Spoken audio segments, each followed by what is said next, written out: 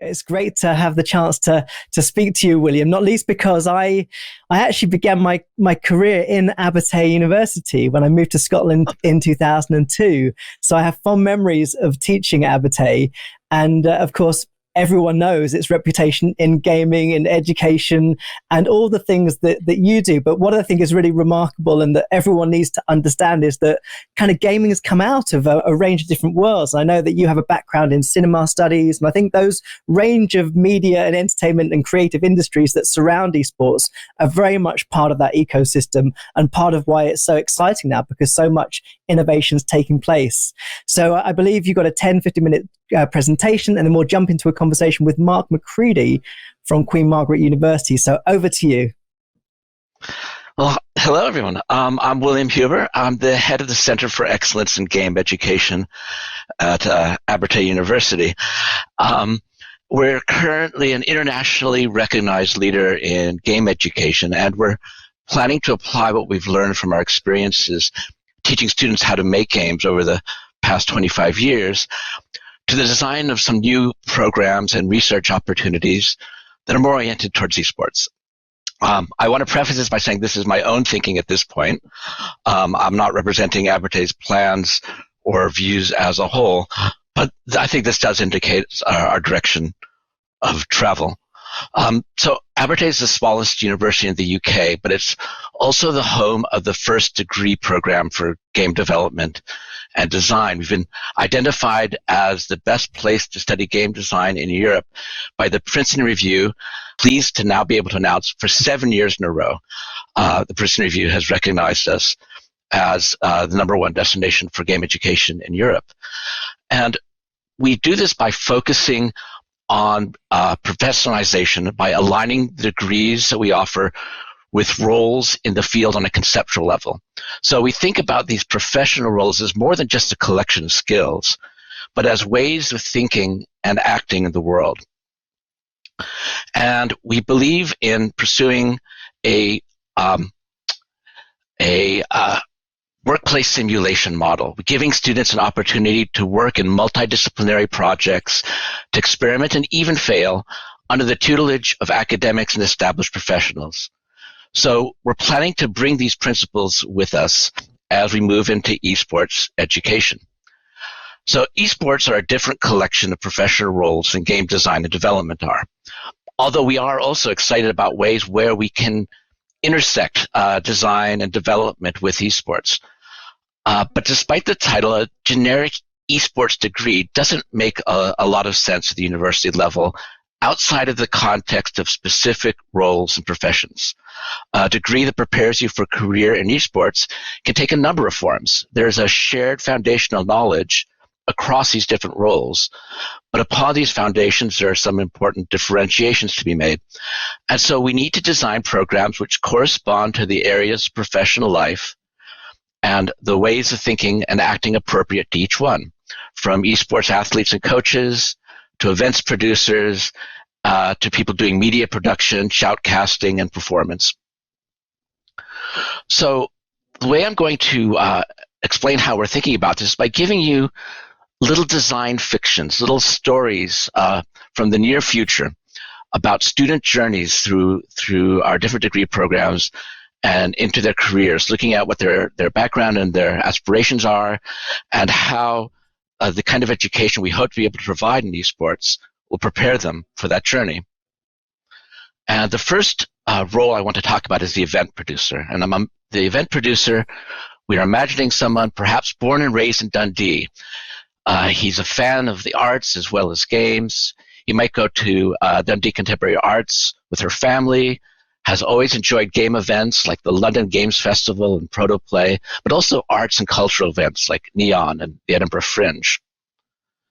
And when she comes to Abertay, she studies the practical and contractual aspects of event management in general, but also game and esports specific aspects such as community management, brand management, digital and streaming experience, the production of data-rich events, digital marketing, and rights management.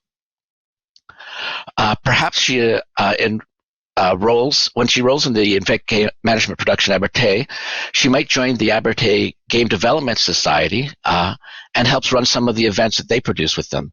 Working with members of the local community, she participates in a festival of independent games showcasing new mobile esports games, as well as working with Abertay staff to produce its annual digital show, graduate show. And from the connections she makes working on events at the Northern Lights Europe Arena while studying at Abertay, on the basis of her portfolio of successful local events that she produced as a student, she's recruited by an event management firm based in London, which focuses on future-facing digital culture events, heading up their new Dundee office. So that's one possible student story. Another is the veteran e-athlete. In this case, we imagine a League of Legends champion, perhaps from the Glasgow area, but his team may have been based in Paris, and he spent some time training there and perhaps learned a bit of French in the process. He did very well and saved up his tournament winnings, but has decided to retire at the ripe old age of 24 and is thinking about his next step. Aware of the benefits of nutrition and exercise to performance, he pursues an HND at a further education institute, focusing on fitness and health, and then decides to enroll in Abertay's BSc program on esports performance and team management. He takes modules on performance factors in sports in general, but also studies those factors related to esports-specific abilities, hand-eye coordination, exercise physiology, real-time team communication, and the legal and managerial aspects specific to esports. Working with the Abertay Esports League as a coach, he does an honors project on human factors in esports while helping younger players in the Esports Society improve their own performance. Ultimately, upon graduation, he gets recruited by a university in the US as an esports coach, but then plans to return to the UK and start a consultancy. And an example of such a career, you might want to look at the career of Jake Middleton, who followed a path very much like this in the States.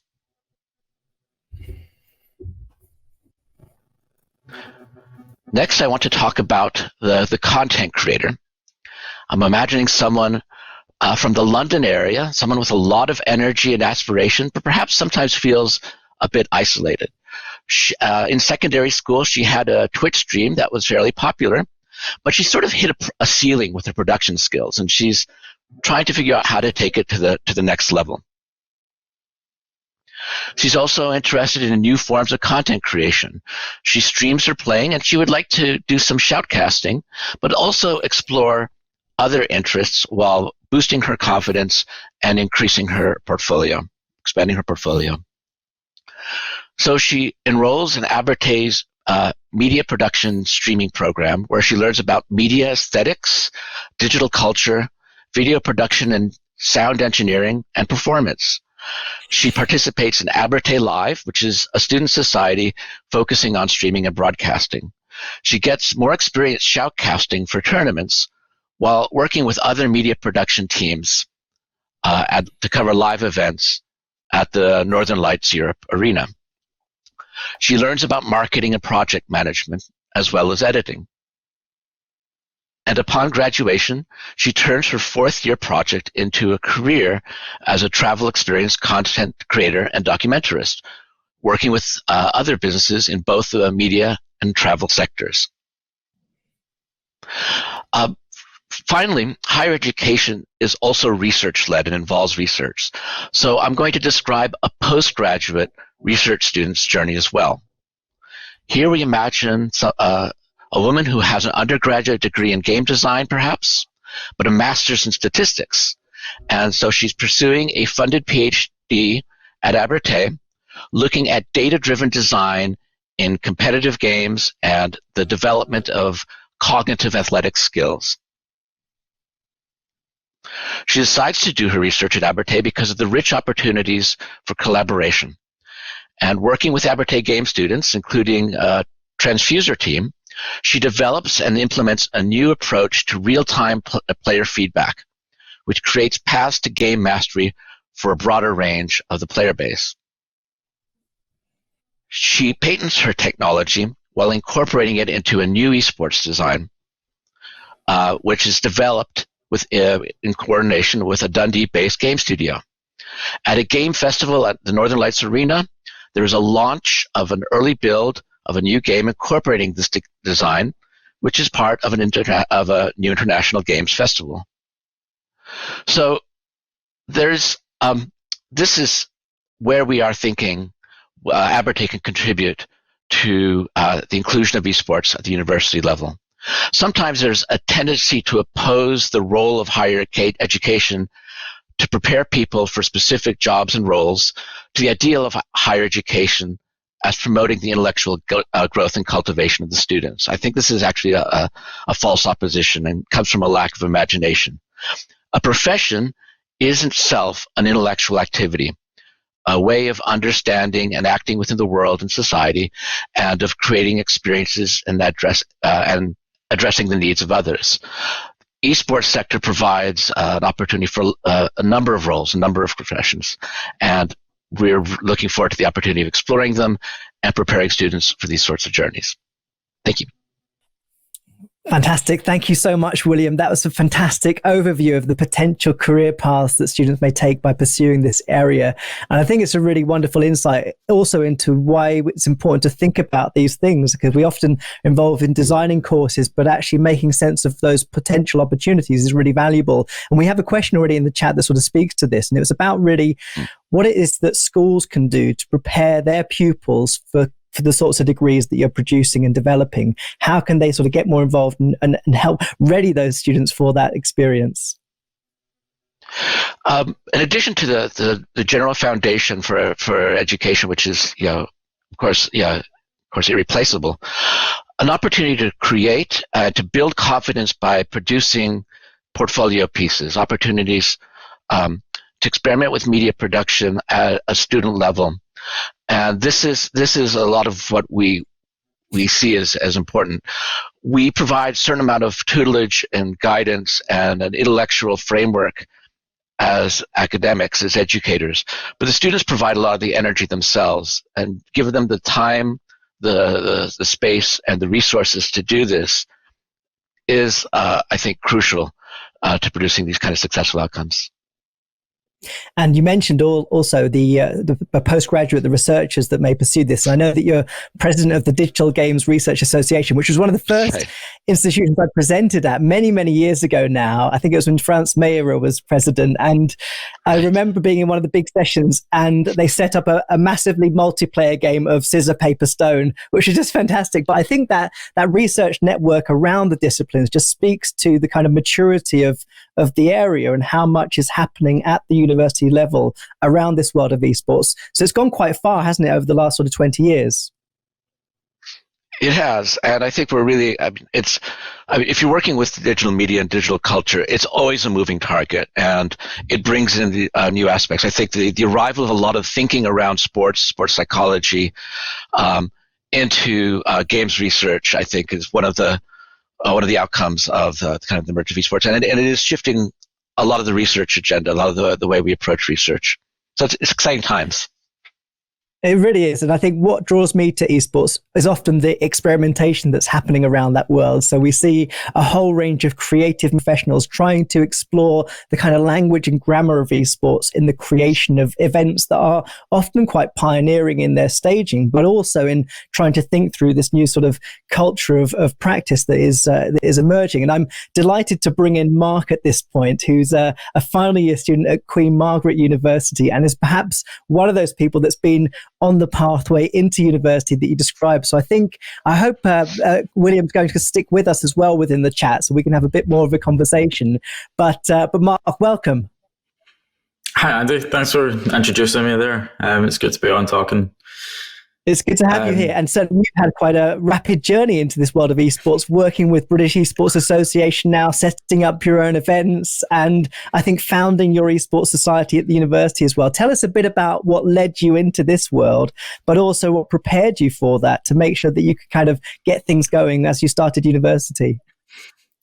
Yeah, I think it really did start around second year of university. For the first 2 years, I was still trying to find my feet when I moved to Queen Margaret. There was a lot of sort of questions as somebody who's moved halfway across the country to sort of embracing this new life of becoming an adult, transitioning through further education, trying to find where I would be coming out of the sort of education chain in my career pathway.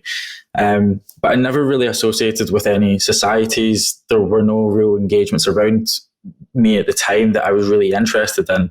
I did grow up playing sports, playing a variety from tennis to football to rugby and competing in local teams and school teams. But when I moved towards university, I started to play a lot more video games as a way of connecting with some of my friends. Especially from high school and some of the friends that I had back home, and especially with a network moving away, that I had some friends going to St Andrews, I had some friends going up to Aberdeen, and some staying more locally in the Glasgow area. It was an opportunity for us all to stay connected over a distance, and that was about 5 years ago. So we're now moving forward to the point where in second year, I looked around at what was really in the university, being a very health professional orientated school. You would think that they wouldn't be engaging with any games or esports, but when I took the initiative to set up the Esports Society along with a couple of friends that I made for my course, we started to see a lot of people showing interest and excitement in games and esports as a sort of escape, but also related to their courses, looking at different career pathways moving forward. And it really did set up from about 10 students in a university of around 8,000 students to 25 last year, and now we're near the 40 mark over COVID. So we've actually gained more student members over that period of time. And it's led on to a lot of different opportunities that I can speak highly of, including this as being part of the team developing this as a student, and the opportunities that will help provide along the way, and networking opportunities for you all to meet other like-minded people. But the great thing about the university scene is, especially within Scotland, we're such a small knitted country where we've got a perfect number of universities. Even looking at the universities that are engaging with it from a society area, we've got around 14 universities with just around about 1,200 students that are actually registered to societies as members, and that's a gaming or esports society. And around 35% of those students actually compete in national competitions across the UK against other Scottish universities, but also UK universities. So there's a great engagement already there, which has really been student driven through the student unions. And it brings up a sort of point as well of defining esports. As we've heard, it's engaging in education, providing a lot of opportunities, and it provides a lot of work in the background where we're seeing a lot of students getting involved in a production set that it goes into a lot of different intricate details that aren't necessarily needed for a typical sports event. Is really defining, is it esports society or sports team? I know a lot of student unions try to fit into the niche to help separate, but they have a bit of both, which makes it quite difficult to define, especially when you have a team that has players that train weekly, compete in competitions within the university on behalf, but also compete out with. So they're playing multiple days for fun with their friends, looking to improve and be better through training and different strategy thinking. They also have coaches that they bring into the universities now to help support the societies. And then they also have analysts who are analysing the gameplay, figuring out how they can map around the next week when they're coming up against the next university they'll be playing against to become the UK champion and the new or the NSE. But we also have the content creation side, which moves towards a more traditional society where you have your production societies or content societies where you're engaging with multiple different forms of media, whether that's producing a live stream or actually shoutcasting over a game that's being played on that national level. So it provides a lot of different opportunities, but it is in that grey area where it has the best of both worlds, really, because it does apply to both settings, and it really does reflect through casual nights. We have casual esports players, as that might be a thing where myself probably fits into that category, where I don't necessarily compete in competitions, but I love to watch esports. I like to stay engaged. I follow it like my football team, which I've slowly moved away into esports. But this is something that people usually do, and they have the casual nights where they sit down and they play games with their friends in an esports setting, without having that high-end competitive environment. But we're all looking to improve and learn different things. It's one of our human natures. But really looking at the benefits and the responsibilities and what skills you develop through extracurricular activities. I know William just done a fantastic piece on what you can gain out of an actual esports qualification, but it's the opportunities within a university, a school or a college that can be supported out with, where you can actually learn a lot more using the skills that you've developed throughout your course. Being a human biology student, I've really pushed into research aspects, and I've actually had the pleasure of working with the likes of Andy Maya, and one of our other spokespersons today, Dr. Aaron Koshy, on a journal for the International Journal of Esports, where I've been able to apply my hobby and aspirations of becoming that research area into my hobby of esports and really identify that key area. But within committees, you have responsibilities of your presidents who have to set a sort of precedence across of what's going to be achieved that year. But we also have treasurers that are managing money, vice presidents that are helping support that structure above to help make those vital decisions throughout the year of how you should fundraise, working as a team through communication, team skills. But then also community managers, where they're managing a community, whether that's a specific esports title, where there's a team that competes, or a group of casual esports players that want to just get together and have a fun game every other week.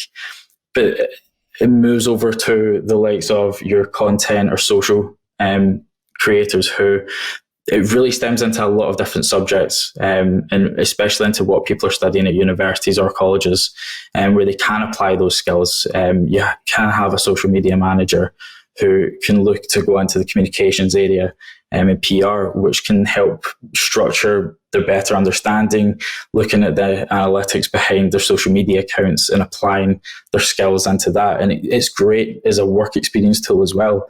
It's adding to that portfolio as they develop through education, and provides that outlet moving forward. So when they do leave university, they have these skills, they have the experience, and they have that portfolio that they can put forward to employers and say, this is what I've been doing, this is what I've created, this is what I've done. And it really does set a really great precedence. But it's like a company, essentially, which is the way I like to think of it, where you have students that are looking to recruit new members. So they're setting up their fresher stalls. They've got a lot of sort of opportunity to speak with new students that may not really know about esports, but they play video games. And this could be a completely new world to them. But what we're finding is more people are recognizing what esports is, but just didn't know it was actually called esports. And it's driving this sort of movement forward where people are engaging with their hobbies. But I'm even looking at the development and opportunities that they gain throughout. They get to work with their favorite brands that they like to buy, whether it's their merchandise. As part of a society, you can get your own esports jersey, you can create your own hoodies, t-shirts. These are fantastic opportunities to represent your university, help step them up on a pedestal and really show what they're helping provide for their students. And they also get to work with other partners.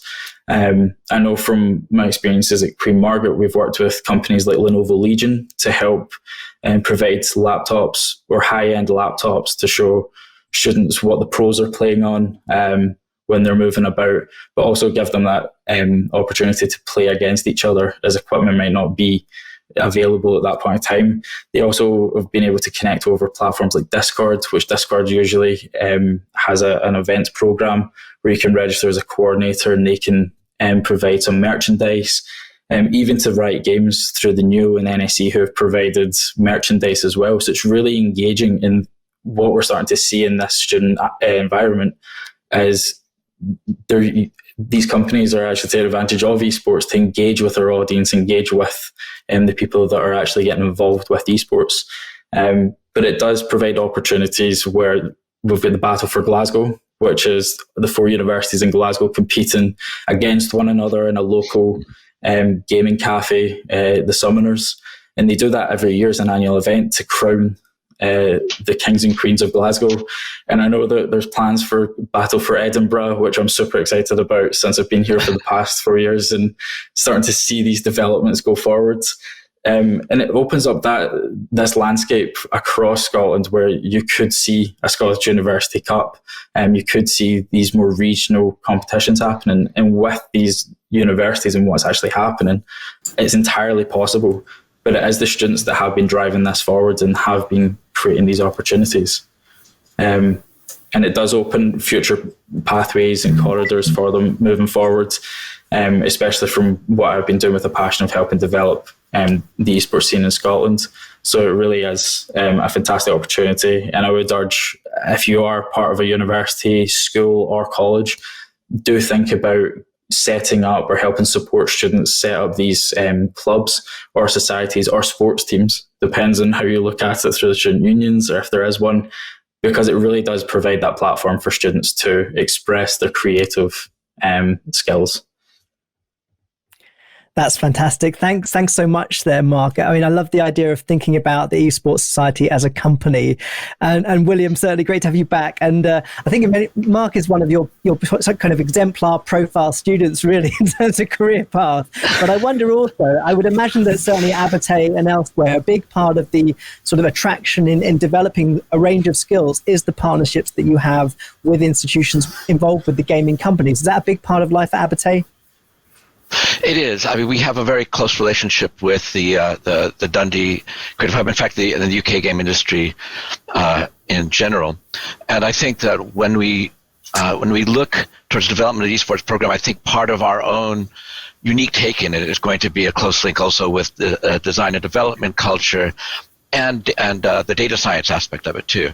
I think each institution is going to have its own flavor, its own approach towards working with esports. But I think we have a lot to work with at Abertay. That's pretty exciting. And you've been around for this in this sort of gaming world for quite a long time now. And I wonder whether you see the sort of rise of esports as changing the sort of dynamic of the ecosystem, or how has it affected the way in which you sort of approach teaching gaming within your programs? Well, it is, as Chester pointed out in his keynote, there is still a difference between esports and gaming, and the gaming sector is very big and includes a lot of experiences, many of which are competitive, others which are story driven, others which are very single player. So there's an intersection, and the excitement about esports is that it often captures a lot of that kind of competitive energy, but can bring people into an engagement with digital media that then moves into other kinds of experience as well. So I see them as being in dialogue with each other. I see. And Mark, we've got lots of questions coming in for you about how students can get more involved. So how would you sort of advise students to start beginning setting up a society? What's the starting point for them? Yeah, I think at this point, within even just speaking off the Scottish universities alone, there are esports societies. I believe there's about 19 universities in Scotland, and 14 actually have an esports society set up, and those are the sort of more higher profile with the high student count. So there are these societies set up. I think it's about trying to engage them with the societies and make them aware that they actually exist in the first place. I know that's been a situation with ourselves of how do we get people that might not know exactly what esports is, but they are bring their PlayStations, their Xboxes, maybe onto campus and halls, and they're playing with their friends, playing in the online competitions, but they don't quite know it's there. So I think it's the transparency side of just making it aware that these societies do exist, and they might be hidden under gaming societies with an esports section, or whether it's an esports with a gaming society setting. It's really open, but they do exist. And I don't know whether there are many connections between those university societies and the college network more widely, but there may be scope for more collaboration in that direction. What do you think, Mark? Yeah, I think touching a lot of it was around the universities there, but within the colleges, we do have examples of it with the likes of Forth Valley College that have set up their society. And I believe, speaking to our next guest, they've discussed that they've had over 100 members, and they're now looking out with the college of getting more people involved and learning a bit more about what the college is doing through their society. So it's really about expanding and bringing people in to that setting. And a lot of colleges do have that step to take where they can create these extracurricular clubs, but they are really beneficial in the long run, and they do help support any sort of educational curriculum teaching that you are teaching at the college or university, even into the schools. We do have schools across England and the rest of the UK that compete in the championships for British Esports. So it's just about helping develop that infrastructure and helping support it from an institutional perspective. And I'm really delighted that Fiona from Pearson has mentioned that there's also a Btec pathway in esports now that the British Esports Association has developed with Pearson. And I think that's a fantastic way to start to think about building curriculum across your college and to provide those opportunities for students that perhaps set them on a path towards esports. But I wonder, Mark, that there's also a question about whether there's a kind of pipeline from esports at sort of university student society level into professional competition. Do you see that there's much happening there, or what's your perspective? Yeah, we even see it from examples of people from the early days of esports, where you have the likes of Snoopy, who is actually moved to California now. I believe he's in San Francisco, and he's developed his own company, but he used to be a professional League of Legends player back when the scene was starting to develop, and I believe he was actually competing in the first ever World Championship setting. And we're now seeing students being picked up by amateur teams from a playing setting itself, where they're competing for amateur teams, and they're also looking to go into more professional teams as they develop over time. Because when you look at young players, they usually, I'm saying young, is usually about 16 to 17 compared to your traditional sports where they can play into their late 30s. You usually see an average of players retiring in their mid 20s to late 20s. So young is young, but there are a lot of opportunities, even for myself as a human biology student, which might not fit into that sort of stigma around gaming or esports. There's opportunities for myself out with where I can go into further research, help lay the foundations through a research background. If you are in nutrition, there's multiple avenues to be involved through other dietitians and providing nutritional advice and information to players and teams. Fantastic. Well, thanks so much, Mark and William, for your contributions. We've got some more questions to cover, but we're running out of time, so hopefully we'll get back to them in the next session. But we're going to move over to our next session in a moment, which is looking about gaming to learn and feeding the pipelines and building community. So I think some of these themes will be touched on in a moment. But thank you very much, Mark and William.